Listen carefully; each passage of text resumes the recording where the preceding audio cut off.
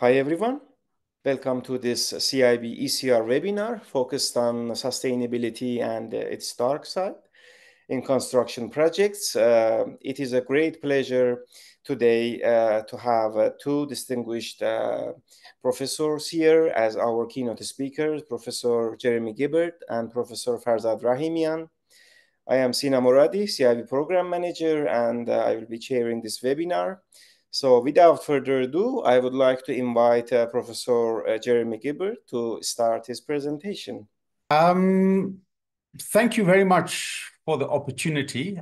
So my name is Jeremy Gibberd, a professor at Wits University in Johannesburg, South Africa, and also do research with the CSIR, which is a research organization in Pretoria. And I'm also the W116, so Smart and Sustainable Built Environment Coordinator of the CIB. So that's my background. And I enjoyed the idea of this kind of very dark side of sustainability. But it's a Friday night, so it's not all going to be dark. As you can see from the picture of the lady on the cow, there are some lighter aspects, and myths in general have some quite humorous aspects. So hopefully we'll have some interesting ideas and something to discuss and think about at the end of this presentation. So I'm going to start off by talking about myths. What are they? And then I'm going to run through different sustainability myths that we are exposed to in the media, but also in discussions and actually sometimes in scientific papers and journal articles. So I'm going to run through those again. There's a light side to some of the things that I cover, but you'll see at the end, there's a serious aspect. And I think something that's very relevant to researchers in the built environment to start thinking about. Because if we want to change things, we need to interrogate and really look at critically a lot of what's portrayed as fact. And look at why that's portrayed as fact, and dig a little bit deeper and see what the truth is. What is the objective science behind a lot of these facts? And that's what I'm going to finish off with, is why is it worth having a look at myths? So let's get going. First of all, what is a myth? If we look at some definitions, a traditional or legendary story, usually concerning some being or hero or event, with or without a determinable basis of fact or natural explanation, especially one that is concerned with deities, demigods, and explains some practice, rite, or phenomenon of nature. Another definition, a myth expresses and confirms society's religious values and norms. It provides a pattern of behavior to be imitated, testifies to the efficacy of ritual and its practical ends, and establishes the sanctity of a cult, a widely held but false belief or idea. So that kind of gives us, a kind of understanding of what are myths, why do they exist, and where do they come from? So let's now dive into some of the myths that I've gathered for this talk.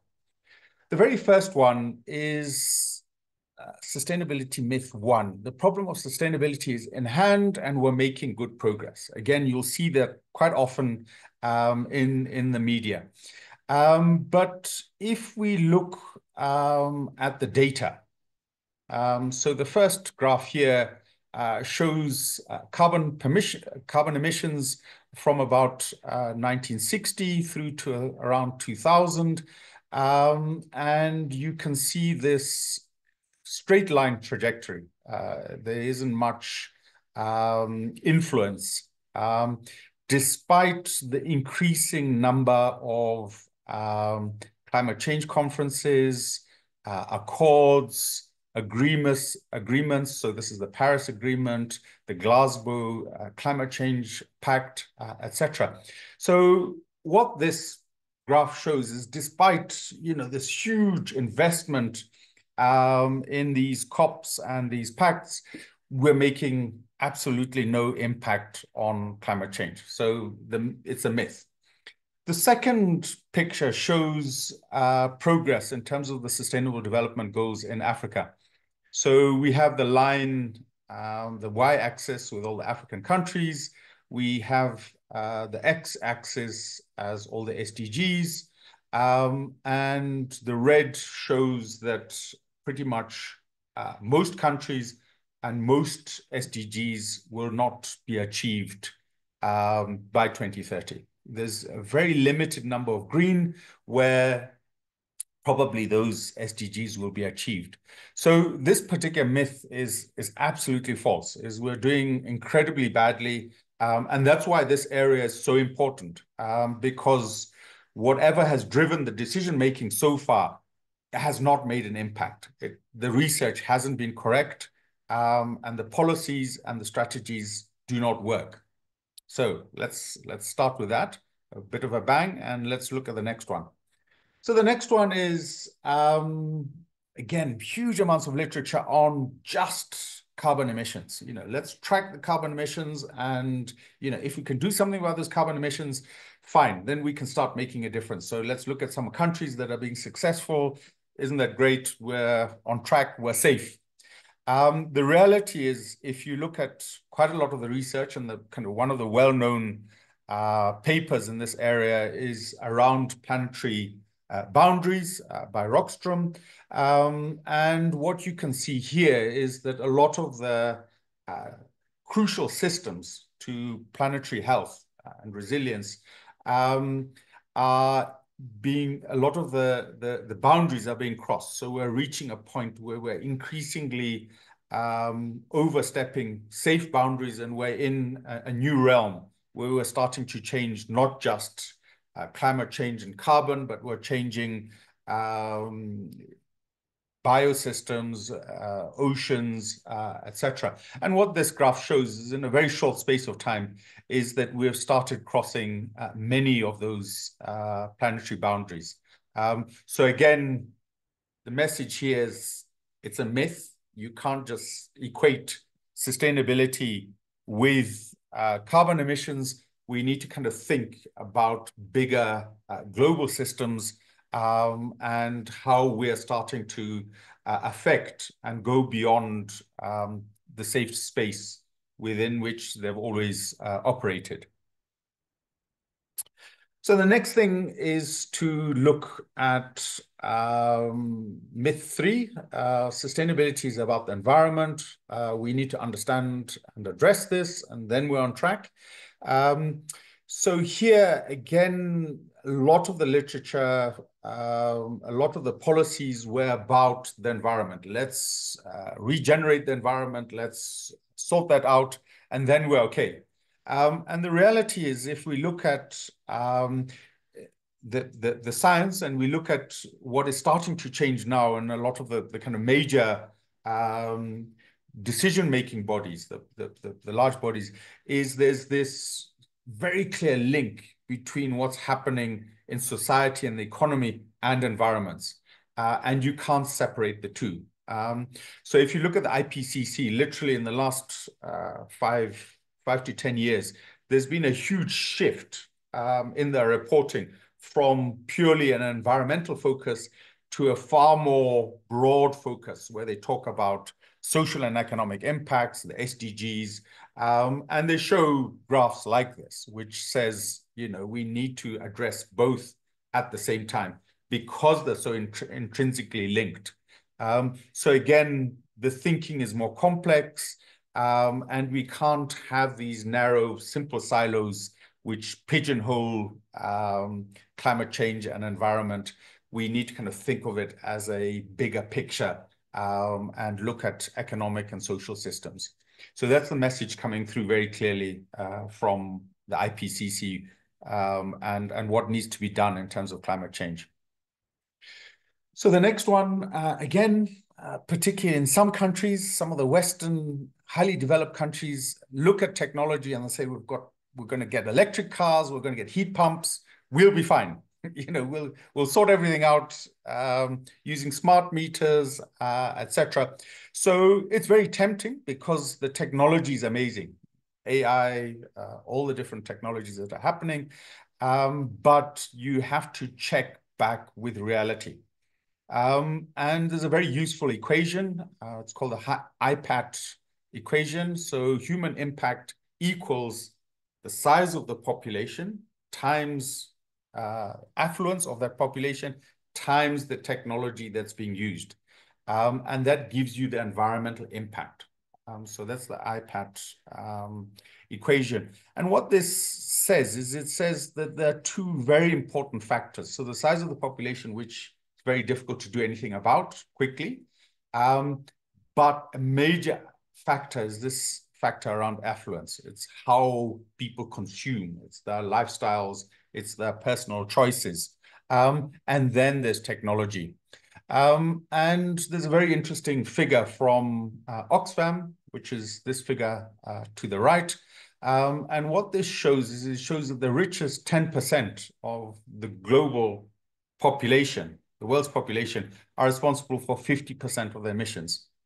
And what that means is it means that those people have incredible access to technology.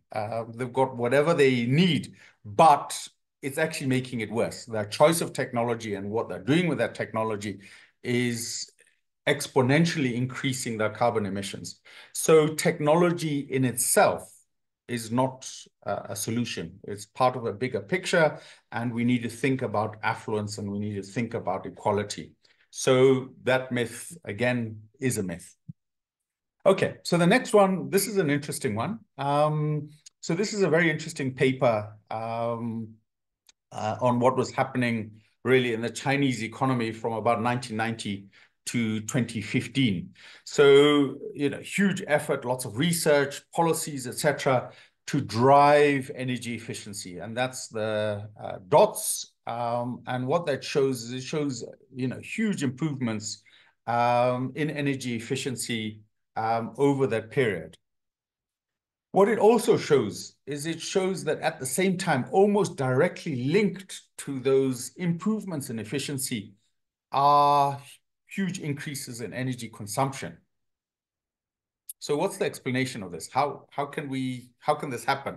That we have these fantastic improvements in efficiency, and then yet we're still increasing energy consumption. And there's a very interesting aspect to this, which is referred to as the rebound effect. And what happens with the rebound effect, it's shown in this diagram, is that having highly efficient technology, if you introduce highly efficient technology and efficiencies, instead of people paying whatever it was, 30% of their income on a particular set of activities, they pay less. And that frees up that income to spend on other things. And the rebound effect shows that instead of reducing your energy consumption because you've got more efficient appliances, people then go and buy more appliances or they go and travel more. So what this graph shows is it shows that if you develop very efficient equipment, you save money, you then maybe spend it on holidays in Spain. So again, you use more energy. The same thing, with buildings. If you save a lot of energy, you get much more efficient equipment. You then fill your house up with more appliances, and then you're back, or even worse, than where you started from. So again, this is quite an interesting myth because there's a huge amount of emphasis on technology and it being the kind of savior of where we are and what's going to happen. And what this shows is that if you don't take into account the holistic measurements, so including costing of carbon emissions and also behavior, you will not be as successful as you think you might be. Okay, so let's look at myth number 6. Behavior does not make a big difference. Focusing on other aspects is much better. So there's lots of research on this, but this particular graph is from some work I did with Claire Wagner. And what this shows is it shows the ecological footprint of students' normal living working patterns. So we ask them to measure that over a week in their kind of normal living. And then after a lot of awareness and understanding around sustainability and all the impacts, we then ask them to re-measure the ecological footprint. So there's a kind of before and after. And what this shows is that as a result of being far more aware about the impact of your lifestyle choices, so what you eat, how you travel, a lot of those sorts of things, there are big differences that can be achieved in a very short space of time. So a lot of this happens, over a matter of weeks. And what is interesting here is that even people who had students who had very low ecological footprints, so people who lived already very efficiently, actually could reduce their ecological footprint fairly substantially. So these are all the different students, and there's a marked difference over time. The interesting thing that we then looked at was how a lot of these aspects persisted over time because of that awareness. So behavior, habits, if you can create more sustainable behavior and habits, they make a huge difference. So that's what this research says and why this particular myth is not correct. So the next one is sustainability myth 7. Governments can rely on green building ratings to achieve required sustainability objectives in the built environment. Again, what we find is that many governments don't know quite what to do in the built environment, in buildings. So they've got building regulations, and then they search around and, there's the green building rating tool, great. Let's specify that for government buildings. And then we can say we've done our work. We've achieved what we need to do. And what these two bits of work that I did show is they show that there isn't really a good alignment between sustainability criteria and green building rating criteria. So this first table shows some of the criteria from a green building rating tool. So this particular one is the Code for Sustainable Homes. And you get very typical criteria around energy, water, materials, etc. And then if you plot those against the SDGs, you get very good overlap in some areas, as you'd expect, SDG 11, but remarkably little overlap in many of the other areas. So as a tool for government to achieve the SDGs through the built environment, very poor mechanism for it. The second table shows what a lot of developing countries have as key objectives in their constitution, in their national development plans. So they have things like the environment, climate change, resilience, inclusive economic growth, but they also have things like poverty. They have, a whole range of different criteria. And again, what this particular bit of research shows is it shows there's very little overlap. So there's good overlap for these 1, 2, 3 aspects that are in many government development objectives, but very poor overlap in other areas. So what this suggests, this particular statement is a myth, because green building rating tools, certainly for many countries, aren't comprehensive enough and also miss out many of the kind of key SDG and developmental objectives that you'd find in many countries. So it's not a good tool. The next one is sustainability myth 8. Green building rating tools are based on rigorous science and are objective instruments for achieving sustainability. So again, because they're there and they're being used, and there's a lot of publicity, a lot of big developments around it, and we have the kind of platinums and we have the 6 stars, etc.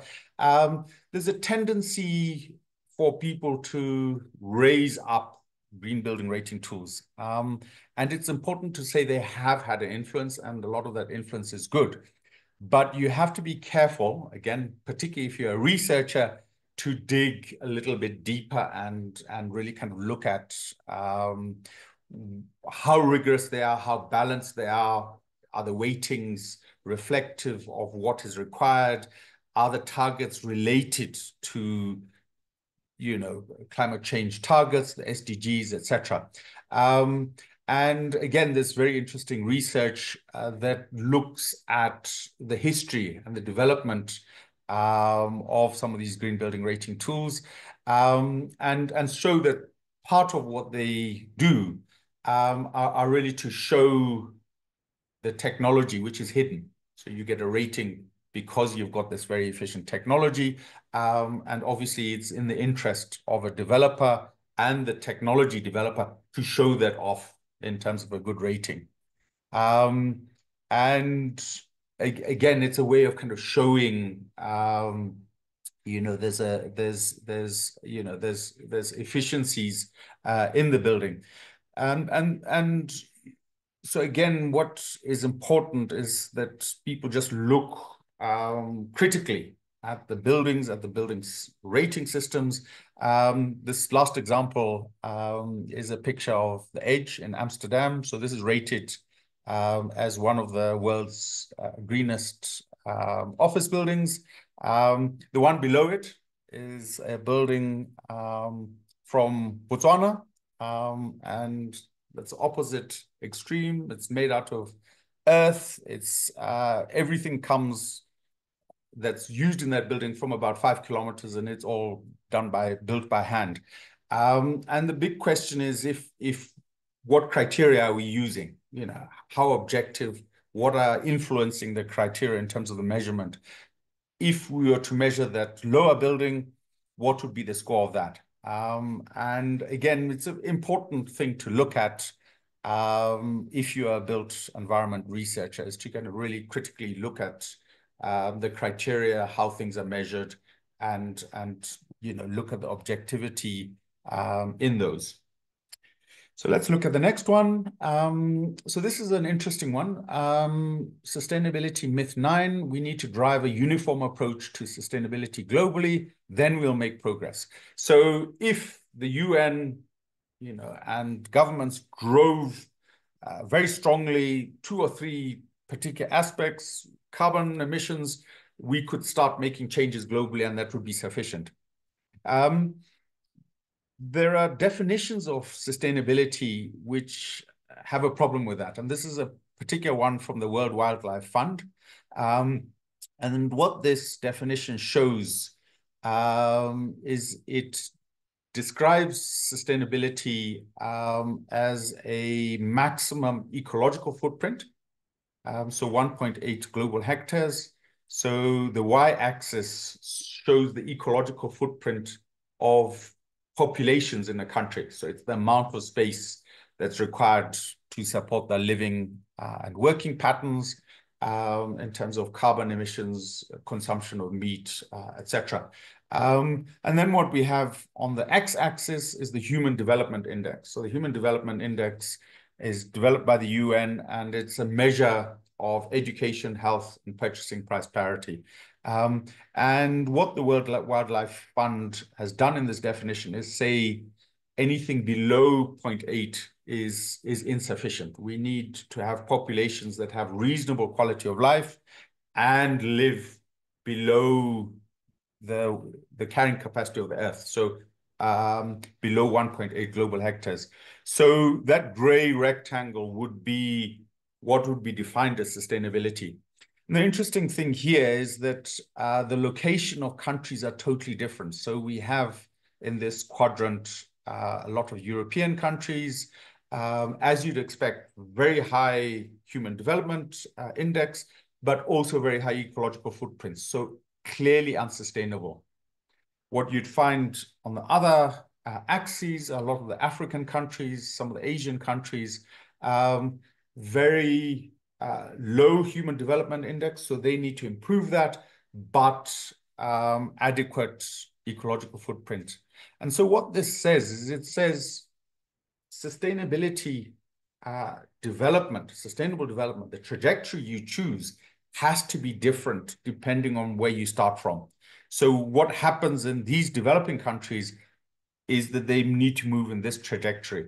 What needs to happen in these countries is that they need to drop their human development index. So you need fundamentally two different approaches. And if you are someone like South Africa here, you then need a combination of the two. So again, this is a myth. You need a much more complex, different type of approach. Next one, sustainability myth 10. We need a strong fixed plan to achieve sustainability, and then we follow it regardless. So again, it's attractive, to have a really clear strategy. In the next 10 years, we're going to do this. Next 20 years, we'll do that. And we're going to just drive change through this monolithic strategy. And what this graph at the bottom shows is it shows an approach that's been developed for Dutch flood water. The walls around a lot of the kind of low-lying areas within Holland are susceptible to flooding as we have climate change. And what this methodology shows is it shows that we have an incredible number of things that are likely to happen over time. So this is plotted between 2000 and 2300. And it takes into account that these changes are going to happen. Sea levels will rise. There might be, a whole range of different changes. And it suggests that the best way of dealing with that is through this idea of an adaptive pathway, is draw the likelihood of different scenarios and then thread a pathway between them and make a plan that's flexible and adaptable and responsive to change. So not have a monolithic fixed plan. And that's a much more effective way of dealing with change in future. Okay, so we're reaching the end. Sustainability myth 11. Oh, I give up. We cannot change. It's impossible to achieve carbon emission reductions. Let's just give up and, carry on with our research and not try and change anything. And that's an easy one to believe in, just because it's so difficult. It's an area where you see those trajectories going straight up. Nothing seems to change. But it's important to look at this huge impact, this experiment that we went through, which is COVID-19. And what this graph shows here is it shows the huge reduction that occurred in a very short space of time in terms of power consumption, industry dropping 20%, residential consumption, transport, huge reductions in transport. So we fundamentally changed many of the patterns and how we lived and how we worked. A lot of people started working at home, industries worked in different ways, etc. And what is then interesting is to then track what actually then happened with carbon emissions. So here's our straight line. And then for an incredibly short period between January and May, you have this vertical drop. And it's almost something like 20%. That's the graph. So what this shows is it shows that it's not true. We can make changes, and they can be radical. We can drop carbon emissions by 20%. We've done it. There's the data, but there's a particular impact, the disease that drove that change. Now the question is, can we drive that change? Not necessarily as quickly, but as effectively as that in terms of future change. If we want to, we can do it. This is what this shows. Okay, the last couple of slides, I'm just going to talk about kind of why should we look at myths? You know, all of those things are quite fun, but you know, why are they important? And sometimes it's quite interesting to look at why particular myths persist. And again, if we go back to the definitions, they exist because of personality traits, systems justification, the use of stereotypes, confirmation bias, attribution errors. So systemically, there may be a bias to myths, even if they're incorrect. There may be sociological factors. Who in society benefits from the existence of myths? So around carbon emissions, there are very clearly people who benefit from the technology, from current systems that generate all these carbon emissions. So who are they? Are they political actors, the affluent, a lot of the 10% I talked about earlier, and society as a whole? So you can unpack and you can untangle that and look at why these myths persist. Why investigate myths? Hopefully from this kind of quick presentation, you'll see there's a really rich source. You know, if you're looking at a master's degree, if you're looking at a short research project, there's a huge seam of myths that we can look at to tackle in terms of research questions. So PhDs, master's degrees, there's a lot of interesting work that can be done. The last one is really about science. And this is from Karl Popper, who really is, you know, I think has written some of the kind of best work on how science develops. And what he says is science must begin with myths. We come up with assumptions, we come up with these ideas. We then need to try and knock them down. We need to criticize them because in that critique, we find the gaps and we develop better theories and we get rid of the myths and we replace them with good science and we make progress. All right, thank you very much. Some of some of the aspects I've covered are in papers, but otherwise, most welcome if you've got questions or want to know anything else, you're most welcome to get in touch. So thank you very much. Thank you very much, dear Jeremy, for this incredibly informative and thought-provoking presentation. Now let's continue with Professor Farzad Rahimian's presentation. And to do that, I am just gonna share a slide with you all and then to continue. So.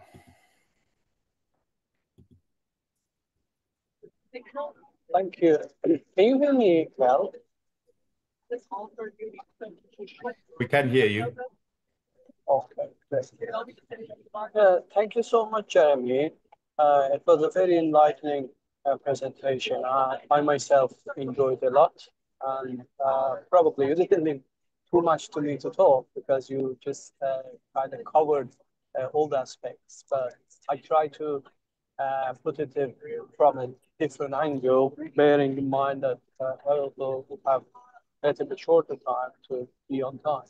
So thank you so much, everyone, for joining. Farzad Rahimian, I'm Professor of Digital Engineering and Manufacturing at Teesside University. I also lead a center called Center for Sustainable Engineering. Jeremy and I, we have something in common. He is the coordinator of CIBW70, W119, 116, which is the Smart and Sustainable Built Environment, and I'm editor-in-chief of Journal of Smart and Sustainable Built Environment, which is baby of that working commission. And as you can see, I published a lot of documents on various aspects of sustainability and how digitalization can serve. A marketing advert alert. If you go back to the previous slide, Sina, we're going to have soon in two weeks' time in New Zealand this Smart and Sustainable Environment Conference. Jeremy and I are the honorary chairs of the conference, and we have a lot of excellent people. If you have a chance to turn up, it's not too late. You can just contact us, and we can just make sure that we can get you registered. So if you go to the next slide, Sina, can we move to the next slide? Next one after this. Yes. No. I don't know why it's not moving for me. Okay, just a moment.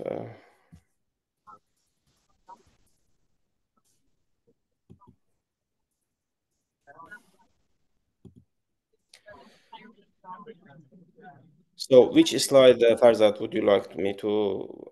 Yeah, after the conference. Okay. So this is that now in that slide. I Showing don't your know why citation. I'm still seeing the.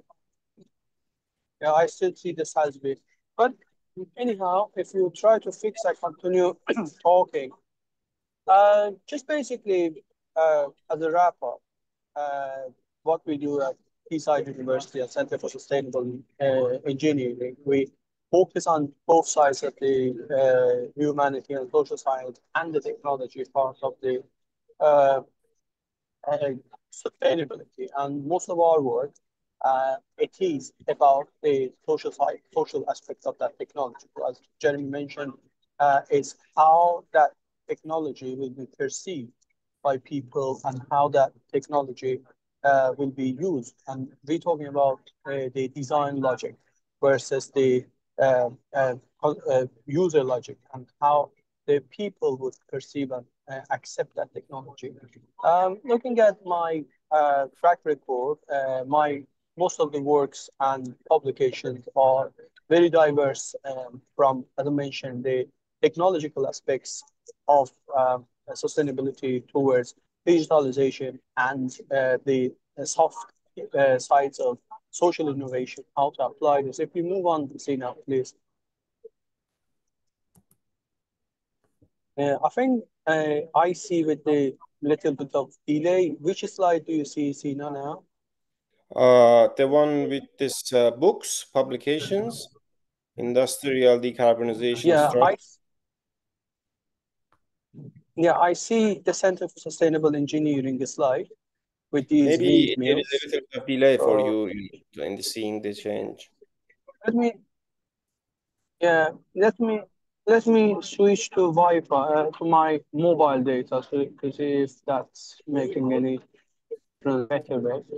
I apologize. I have to attend an event in London today, and that came out of the sudden. Now I see Sir Patrick's picture. If you could move one slide, Sina. Interestingly, I can see your picture moving, but the slides are not. Would you like me to move to the Not. next one now? Yeah. Do you see Sir Patrick now? Yes. Yeah. If you move to the next one. Okay. Yeah. This is the graph I wanted. Our work here is in line with the government's decarbonization agenda and is looking at all these technologies surrounding the community, but looking at the inner sides of this circle and see how these humanities aspects of the social economic aspects of these technologies could make impact on people's lives in a better. What is one of the most important projects that we are part of at our center and Teesside University is the European project called Reconstruct, which is one of the first projects focusing on circular construction. And in Reconstruct, we have a lot of goals for achieving decarbonization and circularity by applying technology for waste management, for producing new low impact products, which has a minimum of 40% recycled materials for construction to bring down the impact of the construction demolition waste. What happens is in this, and we need two work packages in this, and one of them is the 60 BIP, which is linking all these aspects of sustainability from LCA analysis to digital product passports to the uh, uh, uh, these uh, digital logbooks, etc., to the BIM, which we call it 60 BIM. And another aspect is to look at the social science and humanity aspect and how to use the social innovation to bring in people and stakeholders to buy into what the technologies are offering and to create all these solutions via active learning systems and the co-creation with the main stakeholders. I was just going to talk about the impact of the technology on people and how it's perceived, but as Jeremy very nicely covered all of these, and due to the hard time that I'm going through, and I'm giving that to you in the connection, I would like to stop here and leave the rest of the time for discussion with the participants, and if any questions triggered by yourself, Sina, or the participants, happy to have a conversation that way.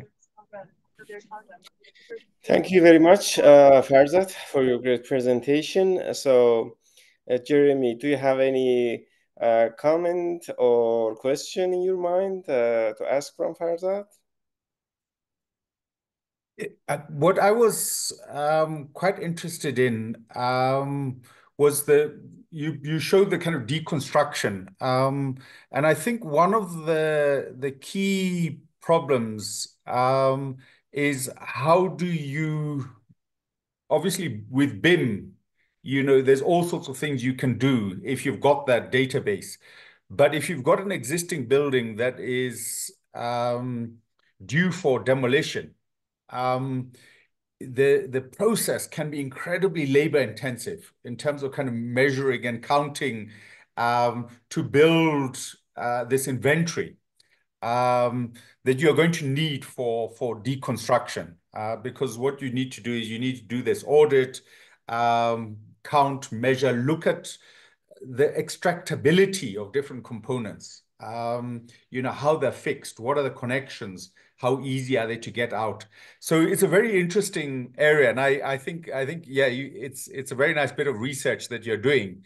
The question is how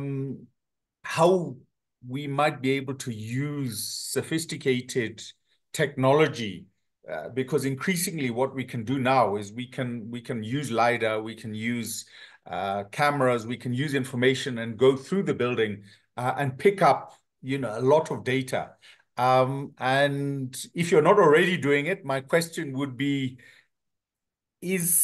how do you see that process working so that we avoid this kind of a huge barrier, which is the kind of building this inventory of materials and components that you may want to reuse or refurbish or recycle instead of allowing the building to be demolished? That's a great question, Jeremy. And as you said, there's no real answer to this. And main goal of Reconstruct is to bring in the consideration of the end of life, or we call it afterlife. Do you hear me? We do. Thank you. Yes. Oh, okay. Yeah. So end of life and afterlife for buildings into the design process. So if we are going through a retrofit project or a new build project, we want to have all these consideration. For example, the standardization. If the building components, the concrete or steel components are standardized, we don't need to demolish building. We can just take the modules and take them somewhere else and reuse them. But for existing building stock, which would need some demolition, As you mentioned, we are trying to apply technologies from computer vision to many other sophisticated like LiDAR, anything, to first of all to do the survey of the building, also in a larger scale, because we work with the municipality more than the buildings itself, for the rubbles, for processing what is in this, and how do we plan for processing it, and how do we salvage some reusable materials from the rubble and make sure that they are processed in a right way. And as I said, reconstruct one of the very duration of the projects by commission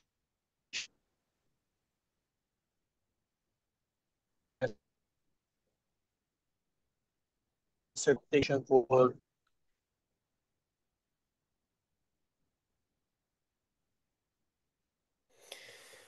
Okay, it seems that we lost Farzad again. The internet connection seems to be a little bit weak.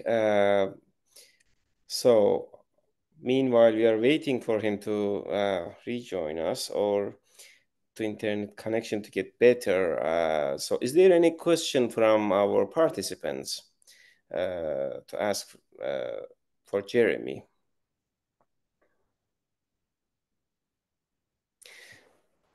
Okay, I have one question, Jeremy, from my side.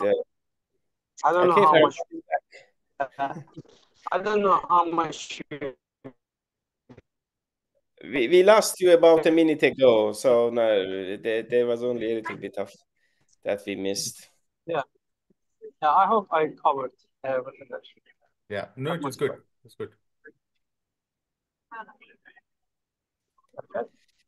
Okay, cool. So yeah, I was going to ask a question from Jeremy. Jeremy, what do you think we may need to do in terms of the research agenda in the sustainability, area and in the construction sector in the future years to uh, be able to, adapt and embrace a little bit of system thinking, not to just focus in one aspect and then forget about other ones and how they affect each other. And, I think we are missing this interplay that those different sustainability pillars have with each other. That's a very good question, and it's something that I've been thinking about more, because when you start examining master's degrees and a lot of PhDs,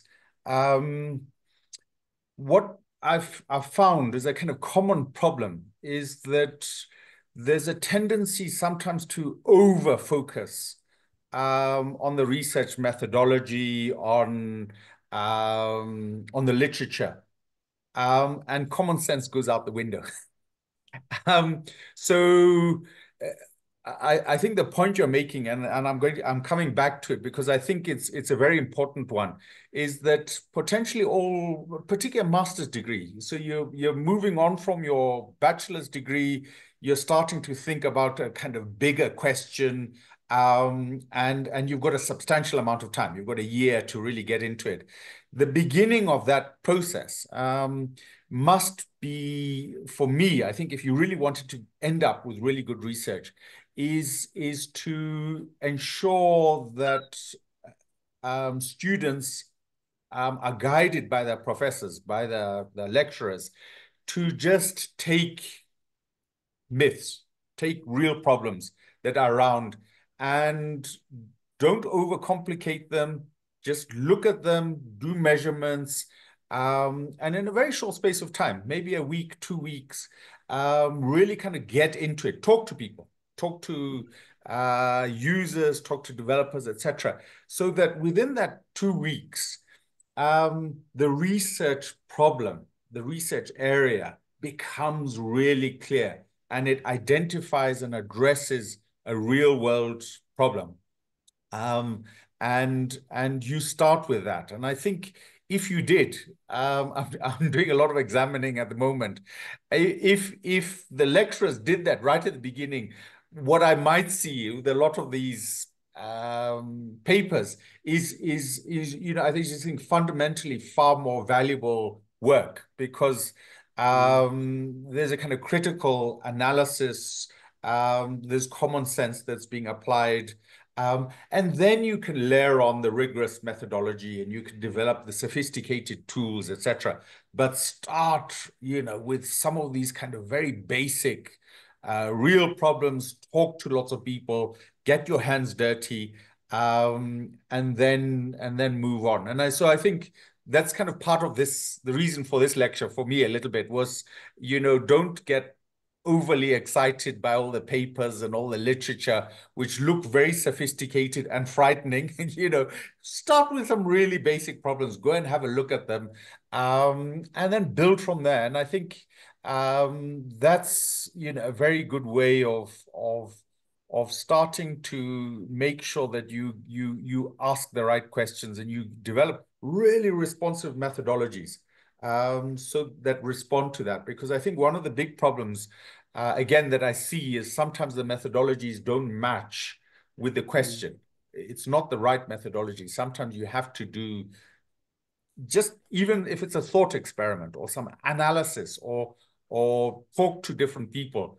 The tendency is to go straight for lots of surveys, to do lots of literature reviews, and actually some of it just needs you to read the document or the policy, very, very detailed way, or go and watch someone do something. If this is what they do in terms of compliance with building regulations, watch what they do physically. So to sum up, get your hands dirty, ask some kind of very simple questions, go and look at that, and then look at a very responsive methodology, and build on that over time. So it's a great question. Thank you. Thank you very much. So I guess you already summarized it very well. And if I want to summarize based on my understanding, we need to combine an ontological perspective, reality-based perspective in research with critical thinking, to get to the bottom of the issue and to produce something valuable. Thank you very much. I would like to really express my gratitude to our wonderful and distinguished speakers today for their time on Friday evening. And I wish you all the best in your career, and have a wonderful weekend. Thank you very much again. Yeah. Lovely. Thank you very much. You. Okay. Bye-bye. Have Bye-bye. a good weekend. Yeah. You too. Bye-bye. Bye.